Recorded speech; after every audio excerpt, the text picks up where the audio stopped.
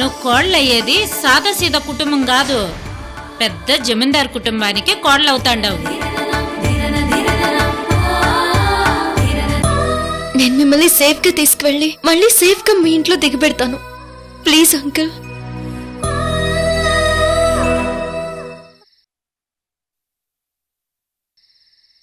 ఈ మారణకాండలు జరగటానికి కారణం ఆ మమ్మీనే నాయక్ గారు.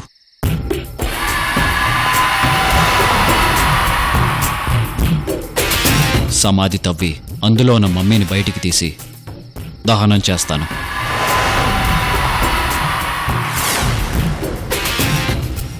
ఆ తర్వాత వంశీకి ట్రీట్మెంట్ చేస్తాను.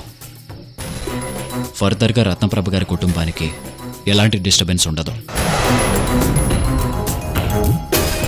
అలాగే నాన్నను కూడా వెతికి పట్టుకుంటాను. ఈ ట్రీట్మెంట్ అంతా పూర్తయిన తర్వాత నేను, నాన్న, తాతయ్య అందరం యుఎస్ తిరిగి వెళ్ళిపోతాం. అన్నిటికంటే ముందు వంశీకి ట్రీట్మెంట్ ఫినిష్ చేయాలి. అది నా టార్గెట్. మనోజ్ గారు, మీరు అనుకున్న అన్ని కార్యక్రమాలు విజయవంతంగా పూర్తవుతాయి. ఆ దేవుడు కూడా మీకు తోడుగా ఉంటాడు. All the best. Thank you very much.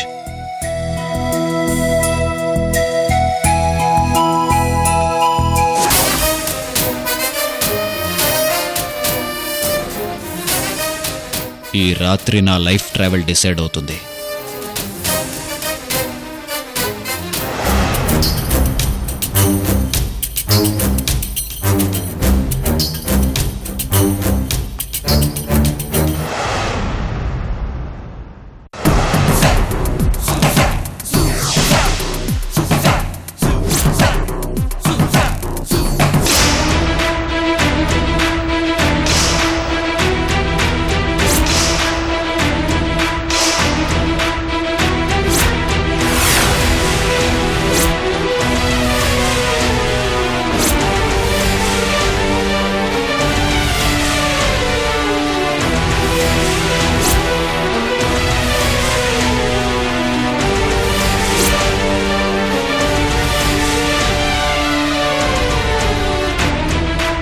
ఎక్కడి నుండి ఎక్కడి దాకా వచ్చాను.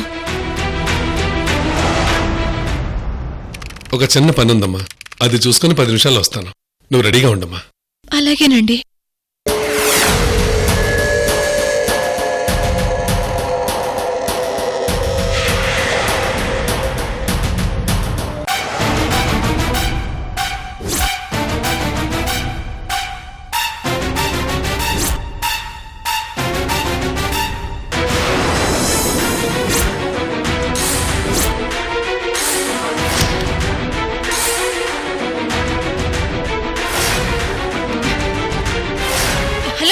ఎవరండి మీరు? అరవకు, చంపేస్తా. ఎవరు కావాలండి మీకు? ఈ రూమ్ లో త్రిష అనే అమ్మాయి ఉండాలి కదా, ఎక్కడ? త్రిషనా? ఆమె ఎవరు? త్రిష ఎవరు తెలీదా? తెలీదండి.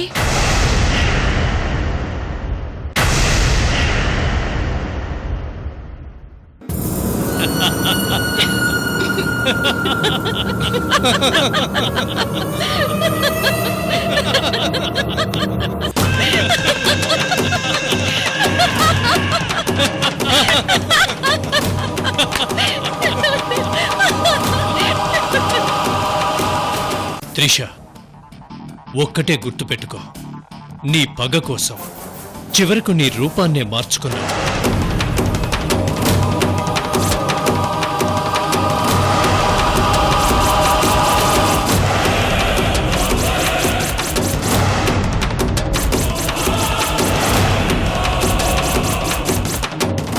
రిస్క్ తీసుకుని అంజలి అనే అమ్మాయి రూపం వచ్చేలా ప్లాస్టిక్ సర్జరీ చేసుకున్నావు.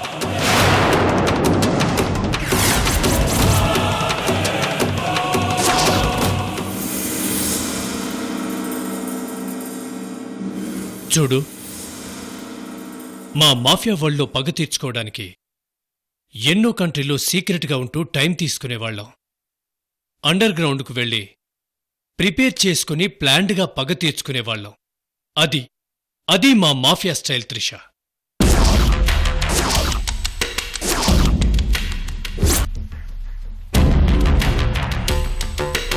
కానీ నువ్వు రిస్క్ తీసుకుని నీ రూపాన్ని మార్చుకున్నావు. అంతేకాదు, ప్రాణాలకు ప్రమాదమని తెలిసినా నీ బాడీని గుర్తుపట్టలేనంతగా ఆపరేషన్ చేయించుకున్నావు. నీ షేపును మార్చుకున్నావు. త్రిషగా అస్సలు పోలికలు లేకుండా సన్నబడి కరెంటు తీగలా మారిపోతావని ఊహించలేదు త్రిష. అవునన్నా, నాకైతే షాక్గా ఉందనుకో. ఇంత రిస్క్ తీసుకుంది పగ కోసం త్రిష. నీకు ముందే ఆవేశం ఎక్కువ. తగ్గించుకో త్రిష. అంజలిగా ప్రేమను నటించాలి, త్రిషగా పొగను సాధించాలి. రెండింటినీ బ్యాలెన్స్ చేసుకుని నీ ప్రతి స్టెప్ జాగ్రత్తగా వేయాలి. All the best Trisha.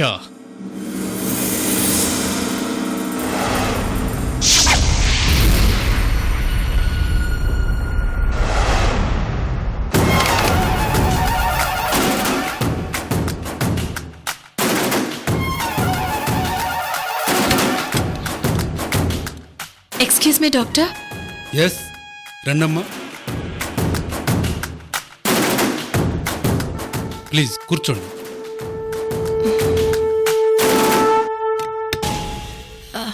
చెప్పమ్మా. మా అక్క అలివేణికి ఎలా ఉంది డాక్టర్? ప్రస్తుతం మత్తు ఇంజెక్షన్ ఇచ్చాం. రేపు మార్నింగ్ కల్లా తనకు స్పృహ వస్తుంది.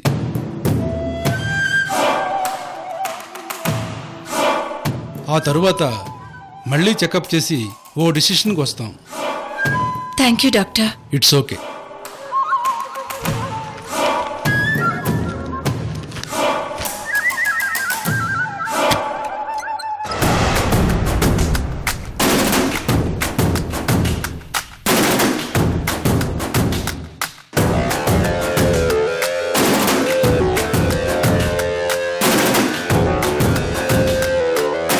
ఏంటమ్మా, ఇంకా పడుకోలేదా? లేదు నాన్నా. వీరభద్రం, చంద్రకళ పైన రెస్ట్ రూమ్లో పడుకున్నారమ్మా. నువ్వు కూడా వెళ్ళి పడుకోమ్మా. హాస్పిటల్లో నాకు నిద్ర రాదు నాన్నా. సరేనమ్మా. నాన్నా, అమ్మ ఉదయం నుంచి ఏమీ తిన్నట్టు లేదు. చాలా నీరసంగా ఉంది కదా? వద్దమ్మా, నాకేం ఆకలిగా లేదు. లక్ష్మి, ఇందాక నేను వీరభద్రం, చంద్రకళ ఇంతమంది చెప్పినా ఏం తినటం లేదు. పాపం అమ్మాయి చెప్పిన మాటైనా విను. నాకేం వద్దయ్యా. అది కదమ్మా, కనీసం ఇడ్లీ అయినా తినొచ్చు కదా. కాస్త నీరసం పోతుంది. ప్లీజ్ అమ్మా. క్యాంటీన్ పక్కనే ఉంది, వెంటనే తిని రావచ్చు కదా. సరేనమ్మా, వెళ్దాం పదయ్యా. ఆ, 10 నిమిషాల్లో వచ్చేస్తానమ్మా. అలాగే నాన్నా.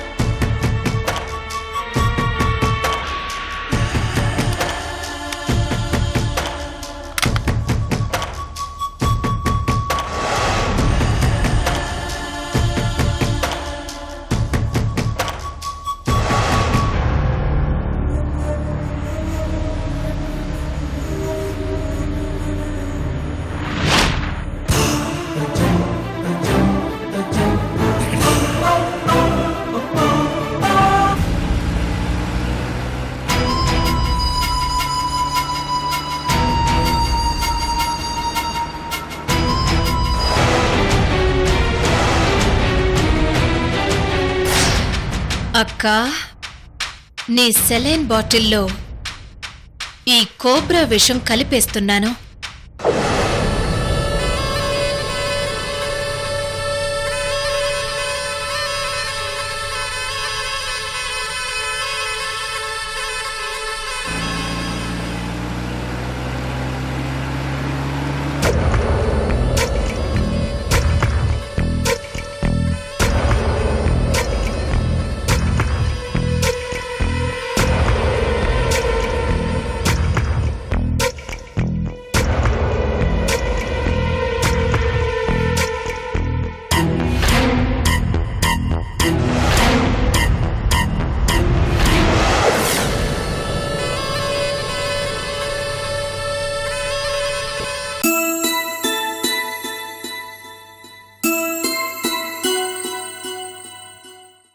ఎక్స్క్యూజ్ మీ, మా సిస్టర్ని చూడాలి, లోపలికెళ్ళొచ్చా? తనకి మత్తు మంది ఇచ్చాం, స్పృహలో లేదు. నో మాట్లాడ్డానికి కాదు, మా అక్కని చూడాలనిపిస్తుంది. Please please doctor. సరే వెళ్ళండి.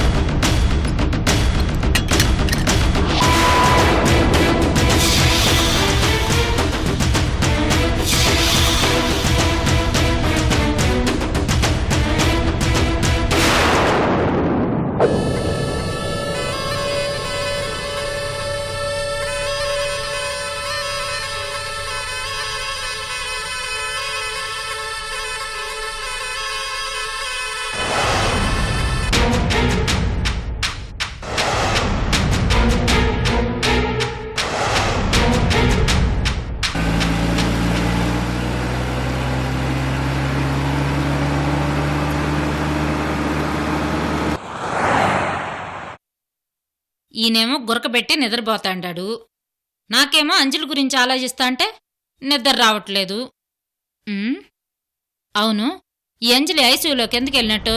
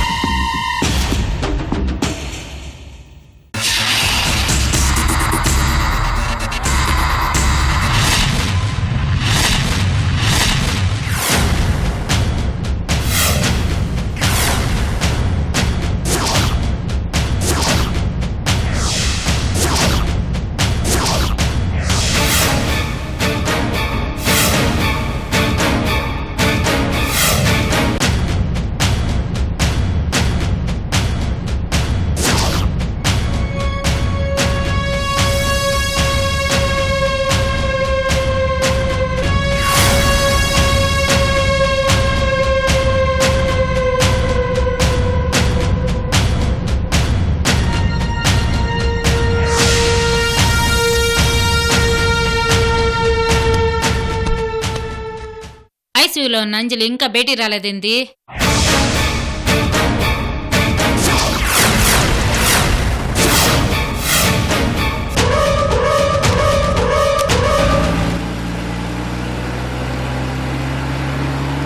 అంజలి, మా అక్క చావు బ్రతుకుల మధ్య ఉంటే ప్రశాంతంగా పడుకుంటావు కదా, నిన్ను ప్రశాంతంగా పడుకోనివ్వను.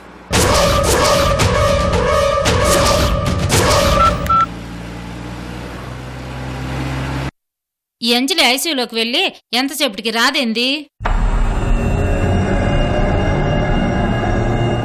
ఈ ఫోన్ ఎవరిదబ్బా?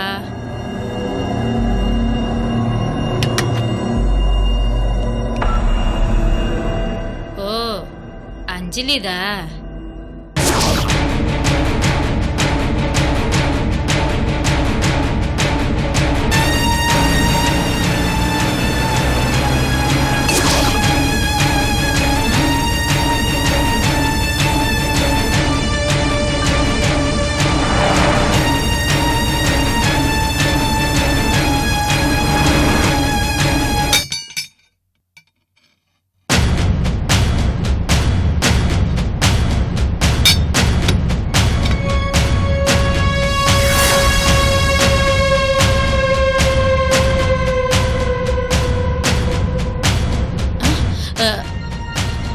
ఈ టైంలో కొత్త నెంబర్ నుంచి అంజలికి ఎవరు ఫోన్ చేసి ఉంటారు?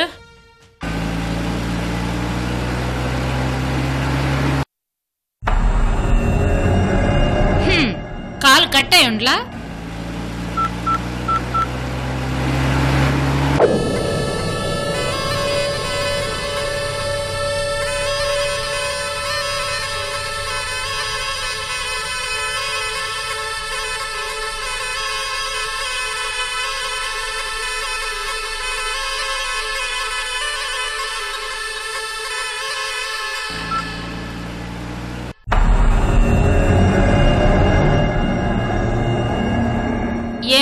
ఇంపార్టెంట్ కాలో ఏందో అంజలికిద్దాం.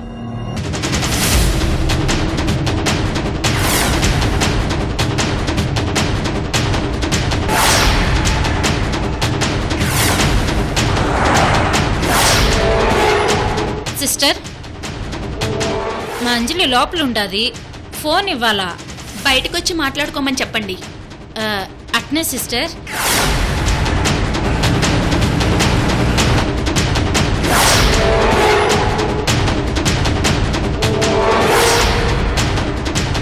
అంజలి,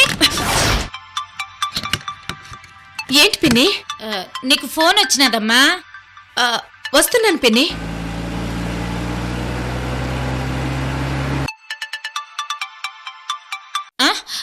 అయ్యో, కాల్ కట్ అయిపోయినదే. నేను కాల్ బ్యాక్ చేస్తానులేండి. ఉమ్. బా, లిఫ్ట్ చేయడం లేదేంటి? అవును, అలివేణి రూమ్ లో నువ్వేం చేస్తాండవు? సడన్ గా నిద్రలోంచి మెలకు వచ్చింది. అక్కను చూడాలనిపించి వచ్చాను. సరే గాని పద బయటికి పోదాము.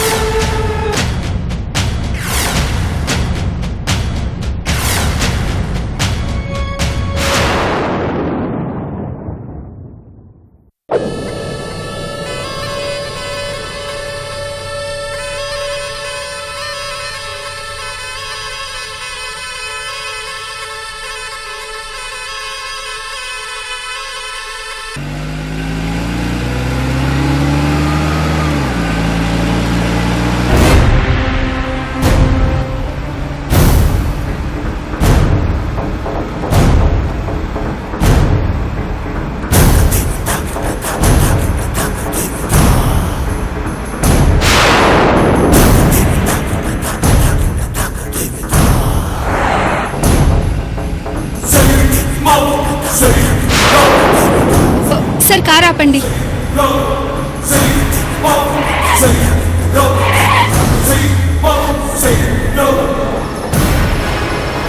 ఏమైంది అమ్మని? సార్, ఆ బోర్డు చూసారా? ఆ బోర్డు దాటుకుని ముందుకు వెళ్ళాక ఎవరో ఒకతను మా కారుకి అడ్డంగా వచ్చాడు. ఓకే, అడవి లోపలికి వెళ్ళకండి, ప్రాణాలు పోతాయన్నాడు.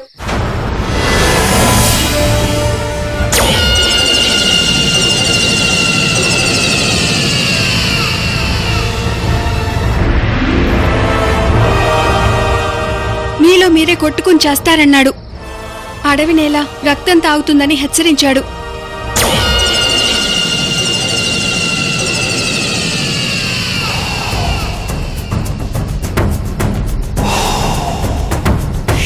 ఆ వ్యక్తి ఎలా ఉన్నాడు?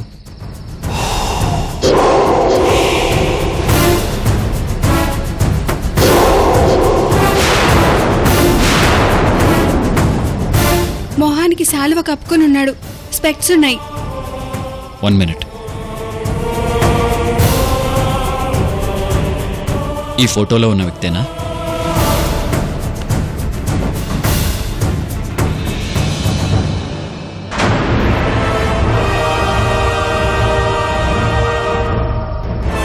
మమ్మల్ని హెచ్చరించింది ఇతనే సార్.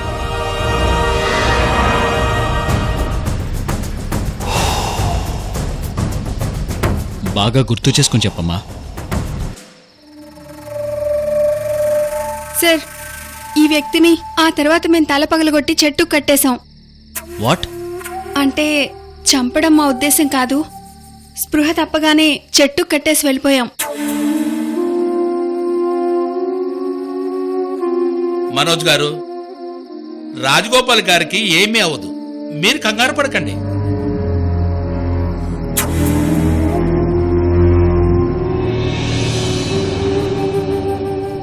అతన్ని మేము సైకో అనుకున్నాం, కానీ అతను మా ప్రాణాలు కాపాడడానికి చాలా ట్రై చేశాడు. కార్తిక్ గారు, పోనివ్వండి. ఓకే.